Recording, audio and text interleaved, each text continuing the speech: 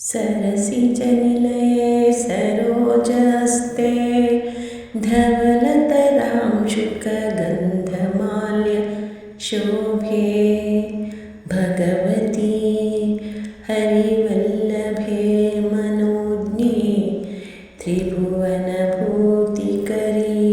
प्रसीद मह्यम्. ಆತ್ಮೀಯ ವೀಕ್ಷಕರೇ, ನಿಮ್ಮ ಪ್ರೀತಿಯ ನಮ್ಮ ಮಕ್ಕಳು ಬ್ಲಾಗ್ಸ್ಗೆ ಸ್ವಾಗತ. ನಾನಿವತ್ತಿಲ್ಲಿ ಶ್ರೀ ಲಕ್ಷ್ಮೀ ಅಷ್ಟೋತ್ತರ ಶತನಾಮ ಸ್ತೋತ್ರ ಹೇಳ್ತಾ ಇದ್ದೀನಿ. ಈ ಸ್ತೋತ್ರ ಕೇಳೋದ್ರಿಂದಾನೇ ನಿಮ್ಮ ಕಷ್ಟಗಳು ನಾಶ ಆಗಿ ಅಷ್ಟೈಶ್ವರ್ಯಗಳು ತುಂಬುತ್ತದೆ ಅಂತ ಈ ಶ್ಲೋಕದ ಅರ್ಥ. ದೇವಿ ಸಾಧು ಮಹಾಭಾಗೆ ಮಹಾಭಾಗ್ಯಪ್ರದಾಯಕಂ ಸರ್ವೈಶ್ವರ್ಯಕರಂ ಪುಣ್ಯಂ ಸರ್ವಪಾಪಪ್ರಣಾಶನಂ. ಓಂ ಶ್ರೀ ಗಣೇಶಾಯ ನಮಃ. ಹರಿ ಓಂ. ಪ್ರಕೃತಿಂ ವಿಕೃತಿಂ ವಿದ್ಯಾಂ ಸರ್ವಭೂತಹಿತಪ್ರದಾಂ ಶುದ್ಧಾಂ ವಿಭೂತಿಂ ಸುರಭಿಂ ನಮಾಮಿ ಪರಮಾತ್ಮಿಕಾಂ. ವಾಚಂ ಪದ್ಮಾಲಯಾಂ ಪದ್ಮಾಂ ಶುಚಿಂ ಸ್ವಾಹಾಂ ಸ್ವಧಾಂ ಸುಧಾಂ ಧನ್ಯಾಂ ಹಿರಣ್ಮಯೀಂ ಲಕ್ಷ್ಮೀಂ ನಿತ್ಯಪುಷ್ಟಾಂ ವಿಭಾವರೀಂ. ಅದಿತಿಂ ಚ ದಿತಿಂ ದೀಪ್ತಾಂ ವಸುಧಾಂ ವಸುಧಾರಿಣೀಂ ನಮಾಮಿ ಕಮಲಾಂ ಕಾಂತಾಂ ಕಾಮಾಕ್ಷೀಂ ಕ್ಷೀರಸಂಭವಾಂ.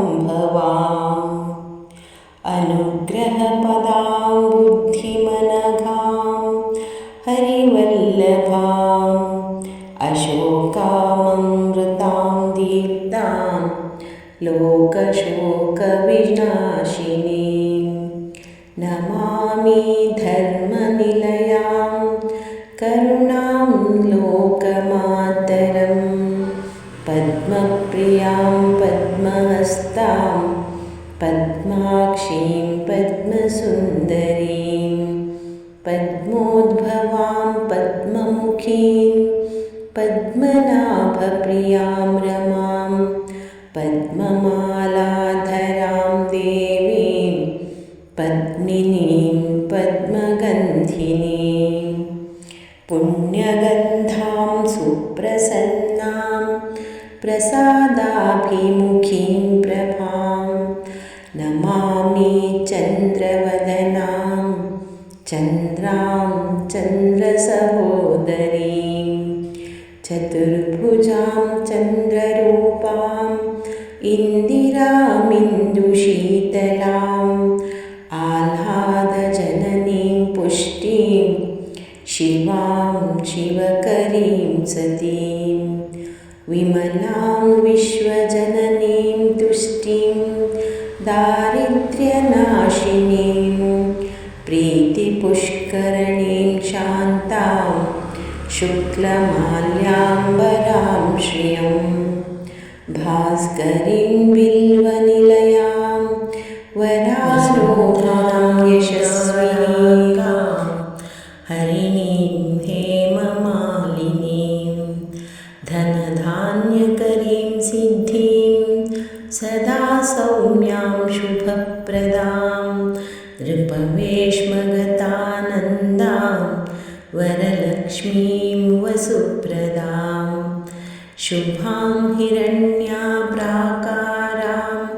ಸಮುದ್ರತನಯಾಂ ಜಯಾಂ ನಮಾಮಿ ಮಂಗಲಾಂ ದೇವೀಂ ವಿಷ್ಣುವಕ್ಷಸ್ಥಲಸ್ಥಿತಾಂ ವಿಷ್ಣುಪತ್ನೀಂ ಪ್ರಸನ್ನಾಕ್ಷೀಂ ನಾರಾಯಣಸಮಾಶ್ರಿತಾಂ ದಾರಿದ್ರ್ಯಧ್ವಂಸಿನೀಂ ದೇವೀಂ ಸರ್ವೋಪದ್ರವಹಾರಿಣೀಂ ನವದುರ್ಗಾಂ ಮಹಾಕಾಲೀಂ ಬ್ರಹ್ಮ ವಿಷ್ಣು ಶಿವಾತ್ಮಿಕಾಂ त्रिकालज्ञानसम्पन्नां नमामि भुवनेश्वरीं लक्ष्मीं क्षीरसमुद्रराजतनयां श्रीरङ्गधामेश्वरीं दासीभूतसमस्तदेववनितां लोकैकदीपाङ्कुरां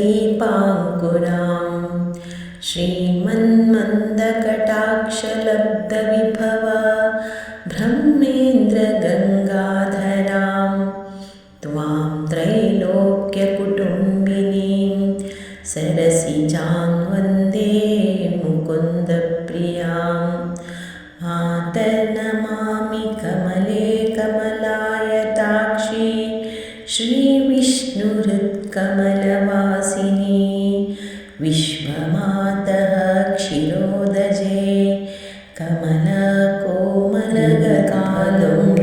जपे लक्ष्मी प्रसीद शतदा संविजितेतां शरण्ये दारिद्र्यध्वंसनं कृत्वा सर्वमाप्नोति यत्नतः देवी नामसहस्रेषु पुण्यमष्टोत्तरं शतम् येन श्रियमवाप्नोति कोटिजन्मदरिद्रतः भृगुवारे शतं धीमान् पठेद्वत्सरमात्रकम् अष्टैश्वर्यमवाप्नोति कुबेर इव भूतले दारिद्र्यमोचनं नाम स्तोत्रमम्बा परं शतम् भुक्त्वा तु विपुलां भोगा न स्याः